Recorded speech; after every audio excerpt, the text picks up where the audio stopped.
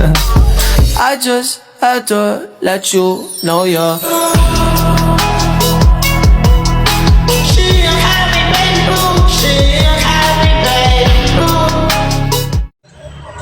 Assalamualaikum warahmatullahi wabarakatuh. Halo semuanya teman-teman. Perkenalkan, nama saya Mila Dewi Kartika, NIM 24632011000033. Saya dari Prodi Administrasi Publik Fakultas Ilmu Sosial dan Ilmu Politik. Di sini saya akan membahas terkait masyarakat cerdas hukum dan taat aturan. Silakan ditonton. Bye-bye.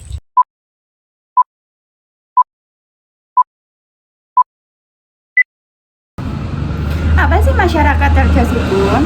Masyarakat cerdas hukum adalah masyarakat yang memahami, menghormati, dan menaati aturan yang berlaku, serta mengetahui hak dan kewajibannya sebagai warga negara. Dalam kehidupan sehari-hari, sikap taat hukum dapat diwujudkan dengan memakai helm saat berkendara, mematuhi rambu lalu lintas. Peraturan lalu lintas jalan. Kenapa sih lampu merah nggak bisa ditawar kayak diskon akhir bulan? Yuk kenalan sama peraturan lalu lintas, penyelamat hidup yang sering kita sepelein. Peraturan lalu lintas itu dibuat supaya jalanan nggak berubah jadi arena balap liar dadakan ya. Aturan ini ngatur lampu lalu lintas, rambu, sampai siapa yang harus jalan duluan. Tahu nggak sih, kalau lampu lalu lintas pertama di dunia muncul tahun 1868 di London. Tapi dulu lampunya belum pakai listrik loh. Beberapa negara bahkan punya rambu unik, dari hati-hati unta sampai peringatan rusa nyebrang. Kalau kita melanggar, bukan cuma kena tilang, tapi bisa bahaya buat diri sendiri dan orang lain. Jadi, patuh aturan itu bukan soal takut polisi, tapi soal peduli keselamatan. Yuk jadi pengendara cerdas, taat aturan biar selamat sampai tujuan. Menjaga kebersihan lingkungan, tidak merusak fasilitas umum, serta menghargai hak dan pendapat orang lain. Tentang hukum. Selamat mendengarkan. Hukum adalah salah satu ilmu tertua dalam sejarah peradaban manusia. Mempelajari hukum sama saja dengan mempelajari sejarah dari peradaban panjang umat manusia. Hukum itu tentang menekan atau membatasi ego atau hasrat dari masing-masing individu supaya tidak merugikan orang lain. Hukum itu tentang memberikan ganjaran kepada orang yang merugikan orang lain. Hukum itu tentang bagaimana menciptakan keteraturan, kenyamanan, dan keamanan di masyarakat. Hukum itu tentang implementasi dari nilai-nilai moral yang ada dalam suatu masyarakat. Sehingga mulai dibentuk lembaga kepolisian, kehakiman, kejaksaan, serta muncul juga penegak hukum independen yang disebut sebagai pengacara atau advokat. Namun, semua itu tidak cukup. Hukum yang baik itu bukan hanya tentang aturannya, melainkan tentang manusia-manusianya juga.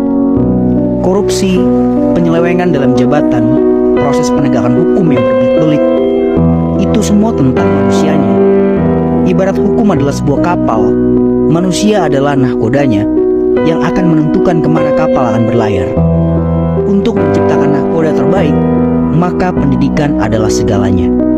Inilah fungsi dari fakultas hukum. Maka, penegak hukum yang berintegritas ditentukan dari mana ia belajar hukum dan dari siapa dia belajar hukum.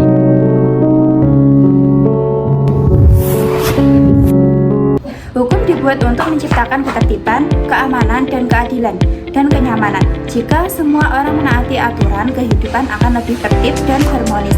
Sebaiknya, pelanggaran hukum dapat menimbulkan berbagai masalah, seperti kecelakaan, tindakan kriminal, dan konflik di masyarakat. Di era digital, kita juga harus bijak menggunakan media sosial dengan tidak menyebarkan hoax, ujaran kebencian maupun perundangan. Selalu pastikan informasi yang dibagikan sudah benar. Menjadi masyarakat yang taat hukum bukan karena taat hukum, tetapi karena memiliki kesadaran bahwa aturan dibuat demi kepentingan bersama. Perubahan besar dimulai dari kebiasaan kecil seperti disiplin, jujur, dan tanggung jawab. Semuanya itu masyarakat cerdas hukum adalah masyarakat yang memahami hak dan kewajibannya serta menjadikan hukum sebagai pedoman dalam kehidupan sehari-hari. Mari kita mulai dari diri sendiri dengan menaati aturan dan menjadi teladan bagi lingkungan sekitar. Karena Indonesia yang aman, tertib, dan sejahtera dimulai dari masyarakat yang sadar hukum. Terima kasih telah menonton. Semoga